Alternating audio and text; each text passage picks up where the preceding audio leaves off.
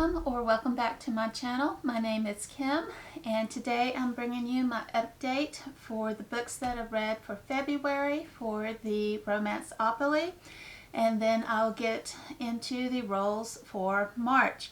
I am filming it a slightly bit early. I still have a week to a week and a half left to finish out the books for February. I have finished one book, and then I have two books that I'm still working on. And I am off this last full week of February at the time of filming this, so I should be able to finish one other book, and then the second book is my audiobook that I listen to when I'm traveling anywhere in my car. So that will definitely roll over into the month of March. So I'm not too sad about that because I'm really interested in the book. But yeah, so let's get into the books that I had chosen for last month, and then we'll get into the rolls. If you enjoy this video, please give me a like. Click on that like button, and if you're new and you enjoy today's content, please consider subscribing. It helps my channel to grow. So the one book that I did finish, this is Heartstone by L. Catherine White. I did enjoy it. I gave it a 4-star rating. Overall, I enjoyed it. There was a section that kind of started dragging a little bit, but overall, I did enjoy it. It has, and I didn't realize it at the start, that it was a kind of a reimagined Pride and Prejudice retelling, sort of, from what I gathered. I didn't realize it when I was reading it, but I was like, hey, that kind of reminded me of Jane Austen's Pride and Prejudice. And then when I looked it up on Goodreads again, it did mention that it had that element to it. But as far as the back, it didn't really mention that. So I enjoyed it. Like I said, I gave it a 4 stars. It would have been a 5-star had it not kind of did that kind of lagging towards the middle section of it. But overall, I enjoyed it. I am considering finishing out, I think it's a trilogy at this moment. I don't know if it's going to be a full-blown series. I haven't dived further into that part. But I am definitely considering picking up books 2 and 3. At least book 2. See how that goes, and then possibly book 3 as well. The second book that I have started, I'm only one chapter in. This, I believe, is Sleuth Street. This one was for, this was City Lane, sorry, that prompt. This particular book, this is for Sleuth Street. It was a mystery thriller, I believe. So I chose Obsession and Death by J.D. Robb. I'd had it for quite a while, sitting over there on my bookshelf. But like I said, I only picked it up this week. One chapter in, very fascinated with the book. Should be able to knock out quite a bit of it this week, if not finish it by the weekend. Hopefully by the time this video actually goes up, it should be done if everything goes right. And then my audiobook that I listened to in my car, this is Aurora Rising by Amy Kaufman and Jay Kristoff.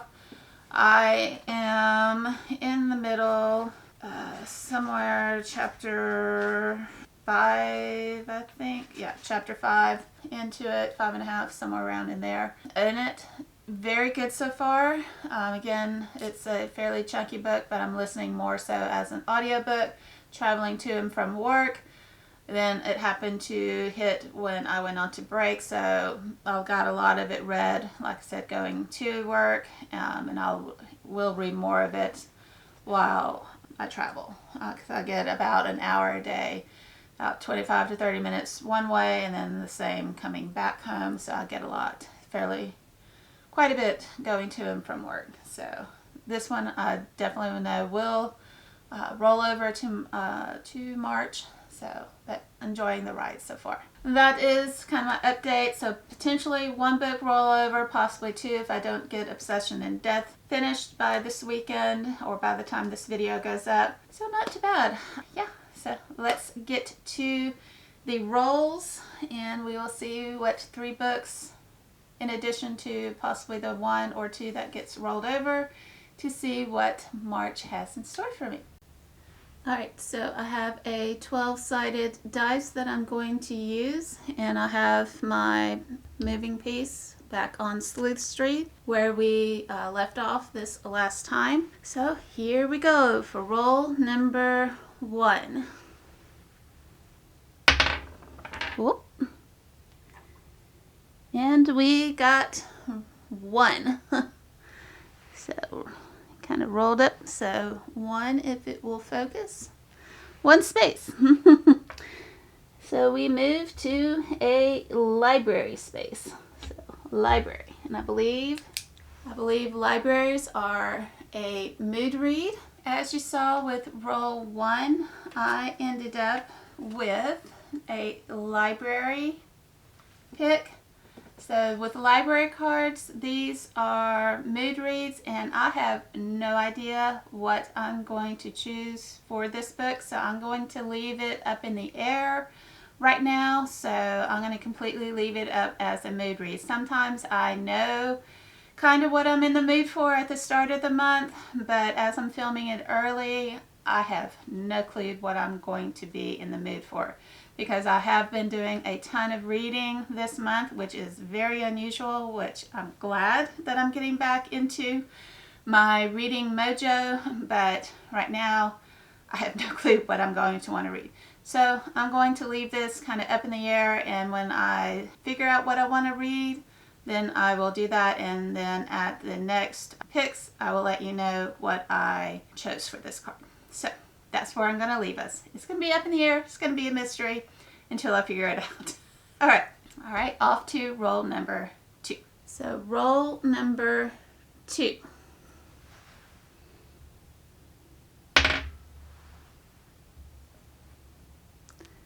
So this is a 5. So let us move 5 spaces from library. 1, 2, 3, 4, 5.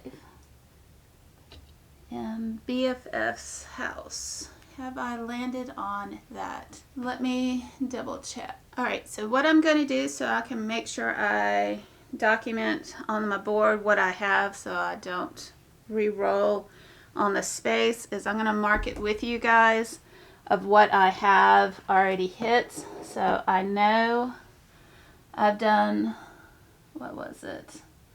I've done this one, the library. I have done the vault. I know I'm working on Sleuth Street and we'll have it done. I've just hit the library. Bow Boulevard. I'm going to readjust it. Bow Boulevard. Moore Avenue. Let me find where that's at. City Lane I'm working on. Moore Avenue because my thing. There is BFFs. I'm at BFFs, that's why that was covered up. So there we go. So I put X's and then I'll get it back in frame. Should have done this previously, but I'd rather do it with you guys. And then we'll get the light back in focus with you guys. Alright, so now I won't have to worry about what I've landed on and what I've not. So there we go. So that was roll number 2 for space 5 was BFF's house. Alright. And then so as you guys saw, I went on and marked up the spaces for what I had landed on so that I could remember what spaces I had gotten on, just in case as I'm rolling, I will know what I've landed on. In case if I land on that space, I will know to know if I need to re-roll. So as I looked, I had not landed on this space, which is called, hopefully it's going to autofocus. This is BFF space, and this is to read a Friends to Lovers romance. So all up for that. I don't get enough romance here recently. So I chose, this is Meant to Be by Jennifer Probst. So let's read and see what this one's going to be about. The Best Friend and the Widower. Is it really meant to be? It's been 2 years since Chiara Kennedy lost her dearest friend, Roy.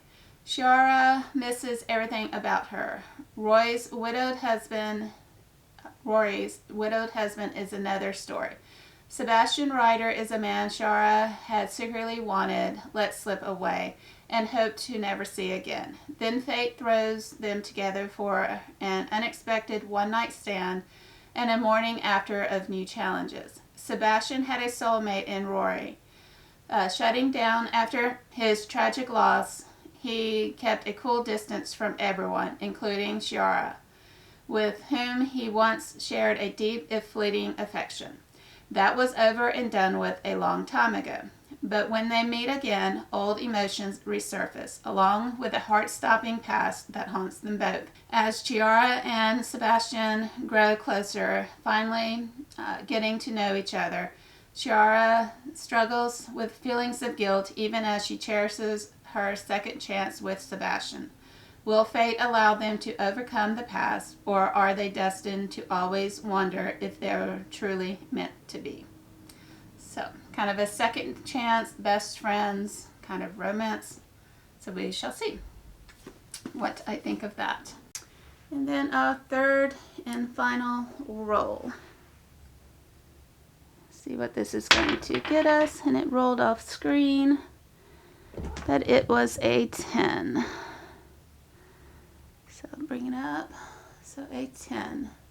So we started off with a low roll, and then now we're up to a 10. So where is that going to streak us to? 1, 2, 3, 4, 5, 6, 7, 8, 9, 10. Alright, so we are glad I did take the time to do that because we've already done that. So I'll re-roll again. And this time it got me a 7. A 7. So 7 from library. 1, 2, 3, 4, 5, 6, 7. Alright, so this is Lover's Lane, and I have not done that. Lover's Lane.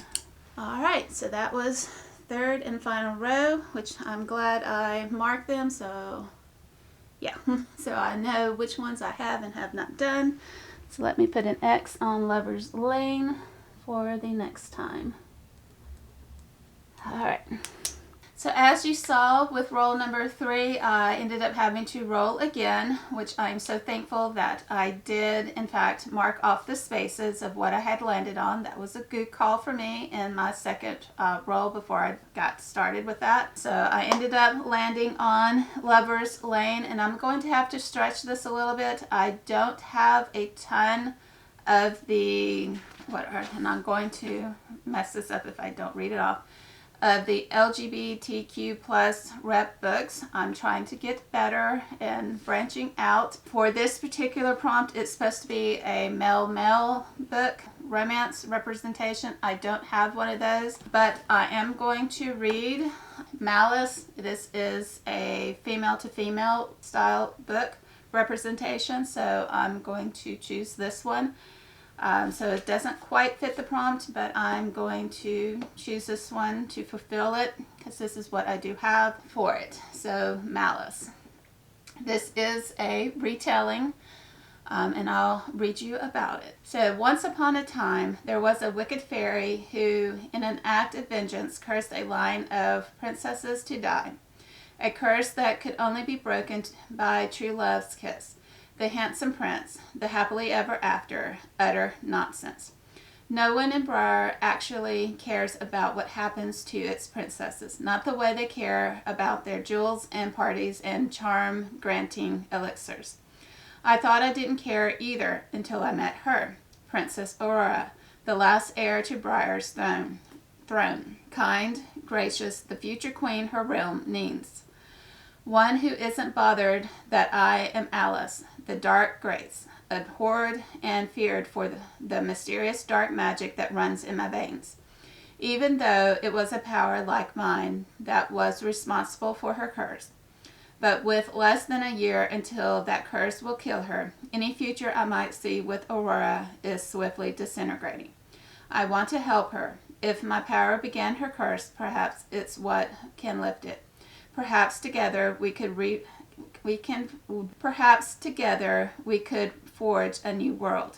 Nonsense again, because we all know how this story ends, don't we? Aurora is the beautiful princess, and I am the villain. Okay, so again, I'm reading this for Lover's Lane. In place of the male is going to be female representation. So I'm going to make it switch. This is what I have. So hopefully I'm going to enjoy it. It is one of my favorite fairy tales, all-time favorite fairy tales. So it's with a twist. So hopefully I'm going to enjoy it. All right. My voice is kind of going, so I don't know what's up with that. So hopefully you will bear with me. So these are the picks for March. Again, one mystery book, because I have no idea what I will be reading for the library pick.